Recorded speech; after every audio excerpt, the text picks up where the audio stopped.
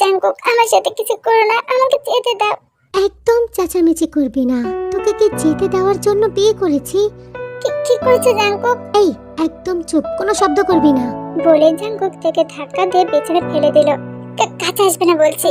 কিন্তু আমি যা করতে চাইছি সেটা তো দূর থেকে করা যাবে না। আমার ভুল হয়ে গেছে জাঙ্কুক, প্লিজ আমাকে ক্ষমা করে দাও। আমি আবার স্বীকার করছি, তোমার সাথে ব্রেকআপ করে আমি অন্যায় করেছি। এবার শাড়িটা খোলো আর সেই অন্যায়ের প্রায়শ্চিত্ত করো। কি বলছো এসব? জাঙ্কুক কিছু না বলে এক টানেতে শাড়িটা খুলে নিল, তারপর থেকে ছুঁড়ে ফেলে দিয়ে তার উপর উঠে আসলো। হাত জোর করছি জাঙ্কুক, প্লিজ ছেড়ে দাও। চুপ, একদম চুপ। বলে জাঙ্কুক প্রচুর অ্যাগ্রেসিভলি তেকে কিস করতে লাগলো, তবে এই কিসে কোনো ভালোবাসা কিংবা জেন্টলনেস নেই। জাঙ্কুক আস্তে করে, আমার লাগছে। এখন তুই আমার বিয়ে করাবো, তাই কোনো প্রকার কোনো অজুহাত দিবি না। আমি তোকে করব, তুই চিৎকার করবি, তোর কান্না শুনে আমি তৃপ্তি মেটাবো। কত দিনের ইচ্ছা ছিল, অবশেষে পূরণ হতে চলেছে। তের শরীর কিংবা মন কোনোটাই জাঙ্কুককে আপন করে নেওয়ার জন্য প্রস্তুত ছিল না। জাঙ্কুক আজ থেকে প্রস্তুত হওয়ার জন্য কোনো প্রকার সাপোর্ট দিল না। অন্যদিন যেভাবে আদা করে সেসব কিছু না করে জোর করে তের ভিতরে নিজের জায়গা করে নিল। জাঙ্কুকের স্যারেন অ্যাকশনে তে ব্যথায় চেঁচে উঠল। একে তো তার প্রথমবার, তার উপর জাঙ্কুকের স্পর্শে কোনো ভালোবাসা নেই, তাই একটু বেশি ব্যথা পেল। কিন্তু জাঙ্কুকের সেদিকে কোনো খেয়াল নেই। তেকে চুপ করানোর জন্য তের ঠোঁট কামড়ে ধরলো আর নিজের কাজ চালিয়ে গেল। জাঙ্কুক আমার লাগছে। চেঁচাও বেবি, আরো চেঁচাও। জাঙ্কুক প্লিজ একটু স্পিড কমাও। Yes baby, yes. Your fucking so hot angel, keep it up. ব্যথায় তের চোখে জল চলে এসেছে, তবে জাঙ্কুক সেদিকে কোনো খেয়াল নেই। সে থেকে বিভিন্ন অ্যাঙ্গেল থেকে ভোগ করে যাচ্ছে। পুরো 3 রাউন্ড কমপ্লিট করে জাঙ্কুক থেকে ছাড়লো। জাঙ্কুকের কাছ থেকে ছাড়া পেয়ে বাথরুমে গিয়ে ধপাস করে বসে পড়লো তে। সারা গায়ে জাঙ্কুকের হিংস্রতার ছাপ পড়ে গিয়েছে, ঠোঁটের কোণে রক্ত বেড়ে শুকিয়ে গিয়েছে, ব্যাগ পেটে শরীরের নিচের অংশ অবশ্যই আসছে। ব্যথা সহ্য করতে না পেরে তে হাঁটুতে মুখ গুজে কাঁদতে লাগলো। এদিকে টেনশনে ঘুম আসছে না জিমিনের। উফ, সবকিছু এত তাড়াতাড়ি হয়ে গেল, ছাগলটাকে কিছু বলার সুযোগই পেলাম না। না জানি টিয়াপুর উপর কত অত্যাচার করছে। কি করবো এখন? গিয়ে সব বলে আসবো? হ্যাঁ, সেটাই ভালো হবে।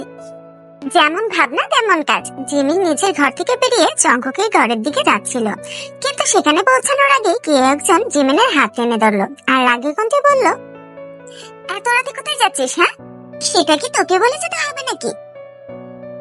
আমাকে বলবে না তো কাকে বলবি শুনি? তুই আমার কে হস যে তোকে বলতে হবে? হ্যাঁ, একসময় তোকে ভালোবাসতাম ঠিকই, কিন্তু এখন তো আর পাসি না, তাই এখন তুই আমার কেউ হস না। তাই নাকি? বেশ, তাহলে চল দেখাই আমি তোর কে হই। বলে সুগা জিমিনের ঠোঁট দুটি নিজের দখলে নিয়ে নিল। কি করছিস? কেউ দেখে ফেলবে ভাইয়া, ছাড়। দেখো, আমি আর কাউকে ভয় পাই না। তাই নাকি? হ্যাঁ তাই, অনেক অপেক্ষা করেছি, আর পারবো না। সামনে থেকে সর হারাবি, আর কখনো যদি এমন করেছিস তোর কপালে দুঃখ আছে বলে দিলাম। আমি কি করব কি করব না সেটা তোর ভাবতে হবে না, এখন চুপচাপ নিজের ঘরে যা। আমি কোথায় যাব কি যাব না সেটা বলো তুই কি শুনি। মাই সুইট হার্ট, আজ ওদের ফার্স্ট নাইট, ওদেরকে বিরক্ত করো না, তা না হলে তোমার ফার্স্ট নাইটেও ওরা তোমাকে বিরক্ত করবে। আর আমি আমার ফার্স্ট নাইটে রুইন করতে চাই না, তাই চুপচাপ নিজের ঘরে যাও। তোর ফার্স্ট নাইটের সাথে আমার কি সম্পর্ক? এখন ঘরে না গেলে আমি কিন্তু মামুনকে ডেকে বলবো তুই এখন জঙ্কুকদের বিরক্ত করতে যাচ্ছিস। কিন্তু ভাইয়ের সাথে আমার জরুরি কথা আছে। সেসব পরে বলিস, এখন ওরা ব্যস্ত আছে। তুই কি আওয়াজ শুনিসনি? হ্যাঁ শুনেছি, সেই জন্যই তো যাচ্ছি। কে আপু কাঁদছে তাই না? উফ, মাথা মোটা কোথাকার, এটাকে কান্না বলে না, এটাকে স্ক্রিমিং বলে। তোর বিয়ের দিন তুইও করবি, এখন যা তো এখান থেকে, ওদেরকে এনজয় করতে দে। এনজয় করলে কেউ কাঁদে? গেলি এখান থেকে। সুগা ধমক দিতে জিমিন তাড়াতাড়ি নিজের ঘরে চলে গেল। অন্যদিকে অনেকক্ষণ হয়ে গিয়েছে তে ওয়াশরুমে গিয়েছে, কিন্তু বের হচ্ছে না। জঙ্কুক উত্তেজনার বসে সবকিছু করে ফেললেও এখন তার গিলটি ফিল হচ্ছে। মনে হচ্ছে তে অন্যায় করেছে ঠিকই, কিন্তু এতটা কষ্ট না দিলেও পারতো। আমি একটু আদর করলেই তো তে সাই দিত, গতকালকেও দিয়েছিল। শুধু শুধু জোর করে এসব করার দরকার ছিল না। ইচ্ছে করে কষ্ট দেওয়া একদম উচিত হয়নি। ধুর বাবা, আমি কেন ওর কথা ভাবছি। ও আমাকে 4টা বছর কষ্ট দিয়েছে, এখন আমার দেয়ার পালা। যা করেছি ঠিক করেছি। না জঙ্কুক না, তুই এই মেয়ের কথা আর ভাববি না। ওর বেচারি মার্কা অভিনয়ের ফাঁদে আর পা দিবি না, শুধুই কষ্ট দিবি। নিজেই নিজেকে কথাগুলো বলে ওয়াশরুমের দরজায় জুড়ে জুড়ে নক করলো জঙ্কুক। এটা তোর বাসা নয় যে সারা রাত ধরে ঢং করবি। এক্ষুনি বাইরে আয় বলছি, আমার ঘুম পাচ্ছে, ফ্রেশ হয়ে ঘুমাবো। তুই জবাব দিল না। এবার বের না হলে আমি কিন্তু তোর বাসায় ফোন করে আঙ্কেল আন্টিকে অপমান করব। জঙ্কুকের কথা শুনে তে ভয় পেয়ে গেল, তাড়াতাড়ি বেরিয়ে আসলো। Good girl. যাই হোক, এত তাড়াতাড়ি সব হয়ে গিয়েছে তাই শপিং করা হয়নি। আপাতত আমার টি শার্ট আর শর্টস পরে নে, কাল শপিং করে দিব, ঠিক আছে? এই কথা বাড়ালো না। জঙ্কুকের কথা মতো তার জামা কাপড় পরে ক্লান্ত শরীরটা বিছানায় এলিয়ে দিল। কিছুক্ষণের মধ্যে ঘুমিয়েও গেল। জঙ্কুক এসে তের পাশে শুয়ে পড়লো। সকালবেলা জঙ্কুক উঠার আগেই তে উঠে গেল, তাই ফ্রেশ হতে ওয়াশরুমে চলে গেল। ফিরে এসে দেখলো জঙ্কুক ড্যাব করে তাকিয়ে আছে। আর তেকে দেখেই বলল, কি হলো, এমন মূর্তির মতো দাঁড়িয়ে আছো কেন? এদিকে এসো। তে রাতের কথা এখনো ভুলতে পারেনি, তাই ভয়ে ভয়ে এগিয়ে গেল। বসো এখানে, আমি গিয়ে আম্মুকে বলছি তোমার জন্য কাপড় পাঠাতে। তবে খবরদার রাতের ব্যাপারে কেউ যেন কিচ্ছু না জানতে পারে। আর আজ আমাদের রিসেপশন, তাই অনেক আত্মীয় স্বজন আসবে। তোমাকে কখনো যেন মুখ কালো করতে না দেখি। সব সময় হাসি খুশি থাকবে, কথাটা মাথায় থাকবে? তে কোনো জবাব দিল না। উফ, মুখ করার জন্য ঠোঁটটা একটু কেটে গিয়েছে, ব্যাপার না, লিপস্টিক লাগিয়ে নিলেই বোঝা যাবে না। তে এবারেও মাথা নাড়লো। রাতের এমন ঘটনার পর জঙ্কুককে কেমন যেন ভয় লাগছে। তের মনে হচ্ছে জঙ্কুকের বাইরে কিছু করলে জঙ্কুক হয়তো রাতের মতো আবার কিছু করবে। তাই জঙ্কুক যা বলছে তাতেই হ্যাঁতে হ্যাঁ বলছে। সকালে খাবার টেবিলে সবাই বসে আছে, তে আর জঙ্কুকও এসেছে। তখন নামজুন বলল, তে মামনি, এখানে তোমার কোনো অসুবিধা হচ্ছে না তো? তে জঙ্কুকের দিকে একবার তাকিয়ে বলল, জি না আঙ্কেল, কোনো অসুবিধা হচ্ছে না। আরে তুমি আমাকে আঙ্কেল বলছো কেন? তুমি এখন থেকে আমাকে আব্বু বলবে। ঠিক আছে বলবো। আব্বু, তের জন্য কিছু শপিং করতে হবে। তুমি ইভেন্টের লোকদেরকে একটু দেখো, আমি আর সুগা শপিংটা করে আসছি, কেমন? বলছিলাম কি, এইসবের কি কোনো দরকার আছে? আমার জন্য শপিং করতে হবে না। ও আচ্ছা, শপিং না করে দিই আর সব আত্মীয় স্বজনরা এসে বলুক আমার বউকে আমি ভিখারির মতো রেখেছি, তাই না? ভাইয়া, তুই এভাবে কথা বলছিস কেন? তাহলে কিভাবে বলা উচিত? তোর সাথে আমার কিছু কথা আছে, এখন সময় নেই, পরে শুনবো। সুগা চল তো। তুই যা, আমি আসছি। খাওয়া দাওয়ার পর জিমিন তীর রুমে গেল। তে আপু, আসবো? তে তাড়াতাড়ি চোখ মুছে বলল, এসো জিমিন। তুমি কাঁদছিলে? কই না তো, চোখে হয়তো কিছু একটা পড়েছে জানো। আপু, আমার সাথে মিথ্যা বলতে হবে না, কিন্তু তোমাকে আমি কিছু কথা বলতে চাই। ভাইয়া তোমার উপর রেগে আছে ঠিকই, কিন্তু ও তোমায় ভালোবাসে, বিশ্বাস করো। ভালোবাসে? না, একদমই না। ও শুধু প্রতিশোধ নিতেই আমি বিয়ে করেছি জিমিন। যদি তাই হয় তাহলে বলবো তুমি এই প্রতিশোধকে ভালোবাসায় বদলে দাও আপু। মানে কি বলতে চাইছো? মানে একবার মন থেকে ওকে ভালোবেসে দেখো, আমার বিশ্বাস ভাইয়া আবার তোমায় ভালোবাসবে।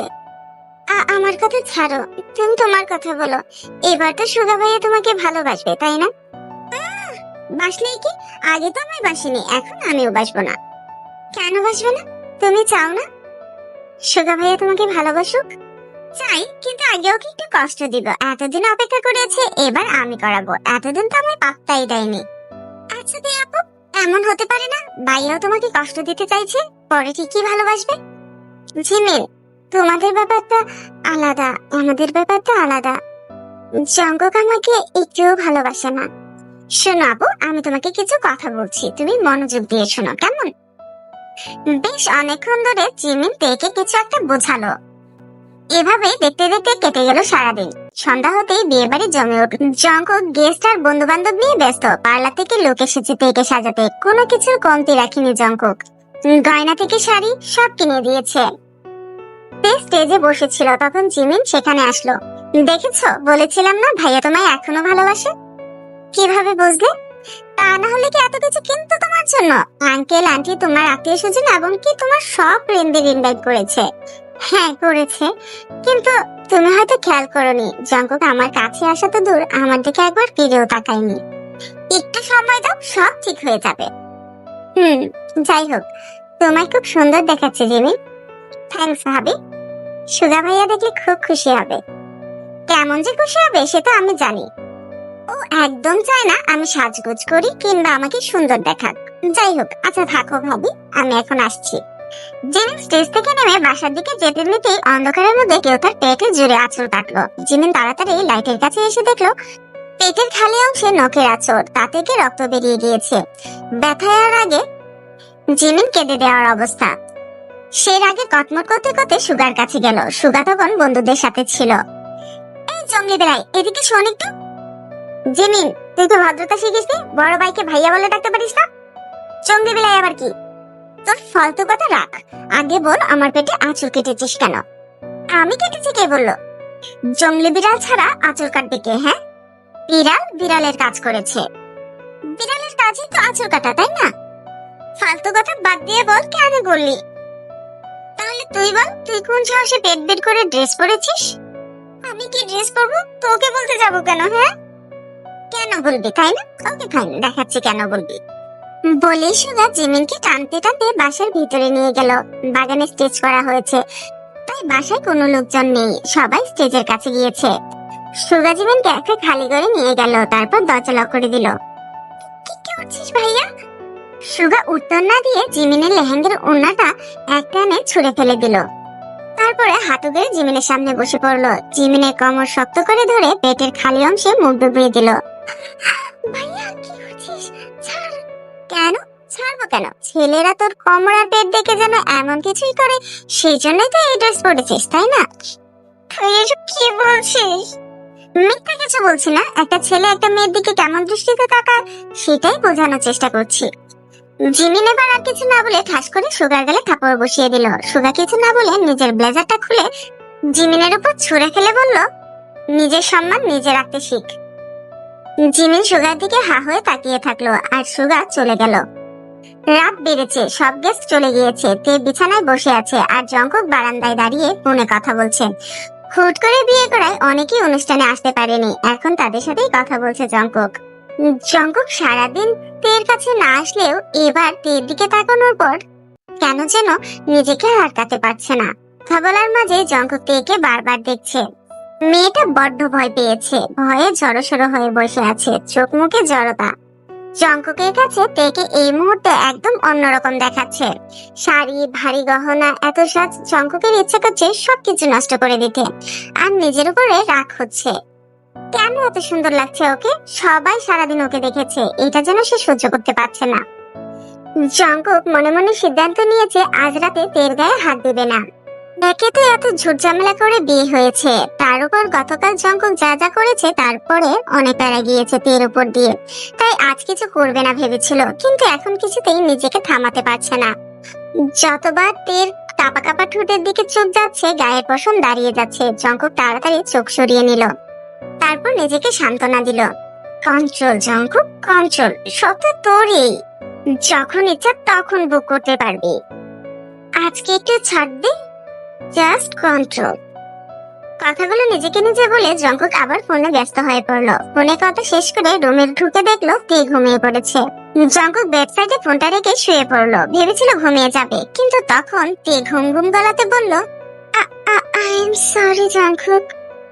জঙ্কক তের কথাটা শোনার জন্য মনোযোগ দিতেই তের গহনা টুংটাং আওয়াজ কানে আসলো।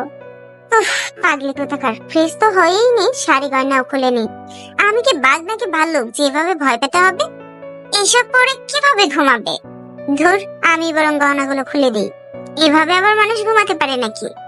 বলে জঙ্কক একটা একটা করে তের গহনা খুলতে লাগলো। উফ, ড্রেসটাও তো এত ভারী, এটাই পরে কিভাবে ঘুমাবে ও? নিশ্চয়ই অস্বস্তি হচ্ছে, সারাদিন এত ধকল গিয়েছে তাই বুঝতে পারছে না। বলে জঙ্কক একটা একটা করে শাড়ি গহনা খুলতে লাগলো। এত কিছু কেন রে ভাই? কত কিছু পরিয়েছে বাবা, আমার বলতে এমনিতেই সুন্দরী, এত কিছু লাগে নাকি? বলতে বলতে চুলগুলো খুলে দিল, তারপর কানের দুলো খুলে দিয়েছে। এবার হাতটা তের গলার উপর দিয়ে হাড়গুলো খুলতে নিল। গলার লাইফ বাইটের দাগগুলো ঢাকতে গলায় অনেকগুলো হাড় পড়েছে বেচারি। গলার বাড়ি হাড়টা খুলতেই ফর্সা গলায় লাভ বাইটের পার্পল দাগগুলো ভেসে উঠলো, যা দেখে জঙ্কক আর নিজেকে ঠিক রাখতে পারলো না। উফ, আর সহ্য হচ্ছে না। সফট মিল্কি স্কিনে তার উপর ব্লাউজের গলাটাও বেশ বড়। জঙ্কক হাত দিয়ে লেহেঙ্গার ওড়নাটা সরিয়ে দেয়। দুইটা হাড় খোলা শেষ, কিন্তু শেষেটা কিভাবে যেন আটকে গিয়েছে, আর সেটা খুলতে ঘাড়ের উপর দিয়ে হাত দিতে হবে। জঙ্কক খোলার চেষ্টা করছিল, তখন তে অন্যদিকে ফিরে আছে। বড় গলার ব্লাউজ হয় পুরো দেখা যাচ্ছে। এতক্ষণ ওড়না দিয়ে ঢাকা ছিল, কিন্তু এখন অনেকটা খোলামেলা দেখাচ্ছে। তে জঙ্ককে এমন ভাবে পাগল করে দিচ্ছে কেন, জঙ্কক নিজেই জানে না। জঙ্কক হাড়টা খুলতে গিয়ে বুঝতে পারলো হাড়টা ব্লাউজের ভিতরের ইনারের সাথে আটকে গিয়েছে। জঙ্কক নিজের হাত ব্লাউজের ভিতরে ঢুকিয়ে দিয়ে আবার তাড়াতাড়ি বের করে আনলো। তারপর পাশের টেবিল থেকে গ্লাসটা নিয়ে ডগডগ করে শেষ করে ফেললো। 2 মিনিট বসে নিজেই নিজেকে বলল, না জঙ্কক, মেয়েটাকে কাল অনেক অত্যাচার করেছিস, আজ আর না। আজ একটু নিজেকে কন্ট্রোল কর। যাক, অনেক খুলেছি, আর গয়না খুলতে হবে না। এবার হাত দিলে আমি আর নিজেকে কন্ট্রোল করতে পারবো না। তার চেয়ে শুয়ে পড়ি বাবা।